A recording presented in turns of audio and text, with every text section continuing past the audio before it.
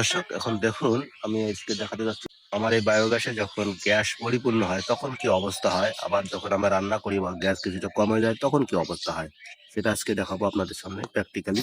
তো দেখুন এই যে আমাদের এই যে আউটলেটটি এখন বর্তমানে ভরে গেছে। এটা সকালবেলা আমি এই ভিডিওটা করছি যখন তখন একটা সকালবেলা এখানে এখন কোনো রান্না হয়নি, রান্না হবে। তো এখন দেখুন এটা কানায় কানায় একবার এই কানায় কানায় এটা কানায় কানায় ভরে গেছে এবং এই যে আউটলেট দিয়ে উছলে পড়তেছে। তার মানে কি এখন বুঝতে হবে গ্যাস পুরা দমে গ্যাস ভরে গেছে। এই গ্যাসের চাপে গোবর এদিকে ভেসে উঠতেছে, ফুলে উঠতেছে। এবং রান্না করলে কি হয় সেটাও আমি আপনাদের দেখাবো রান্না করার পরে। তো এই হচ্ছে অবস্থা, গ্যাস ভরে গেলে আউটলেটটি গোবর দিয়ে ফুলে ওঠে। আবার যখন রান্না হবে তখন দেখবেন কি পরিস্থিতি। তো এটা হলো রান্নার পূর্বে অবস্থা, আর রান্নার পরের অবস্থা আমি দেখাবো। এবার দেখুন রান্না করার পরে কি অবস্থা হলো। এই দেখুন এই মাত্র রান্না হলো, মাত্র এক তরকারি ভাত, অর্থাৎ একটা ছোট পরিবারে যা লাগে।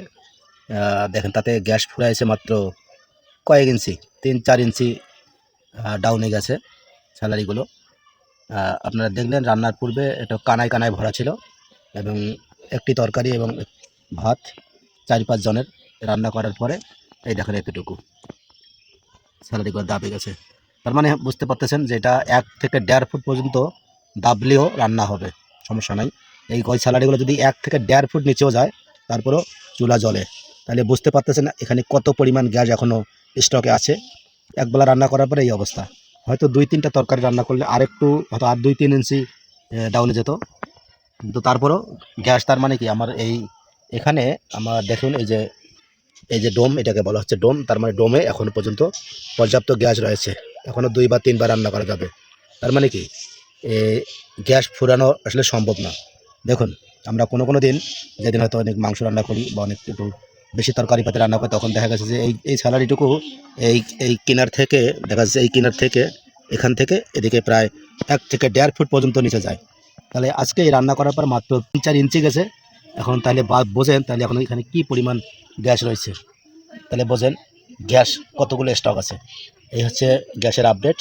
তাহলে আপনারা চিন্তা করেন যে আসলে কী পরিমাণ গ্যাস উৎপন্ন হয় এই সামান্য একটা ছোট্ট প্ল্যান। এটা ছোট্ট প্ল্যান, এটা একটা ছোট্ট প্ল্যান আমার একটা ছোট্ট পরিবারের জন্য, এই 4-5 জনের রান্নার জন্য এটা ছোট্ট প্ল্যান।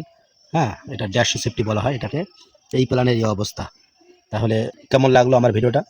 আর বায়োগ্যাস সংক্রান্ত যদি কোনো কিছু আপনাদের জানার ইচ্ছা থাকে অবশ্যই আমাকে কমেন্টসে জানাবেন, আমি রিপ্লাই দেওয়ার চেষ্টা করব। ঠিক আছে, সবাই ভালো থাকবেন এবং এরকম ইনফরমেটিভ ভিডিওগুলো পেতে হলে অবশ্যই আমার চ্যানেলটি সাবস্ক্রাইব করবেন। ধন্যবাদ সবাইকে, থ্যাংক ইউ।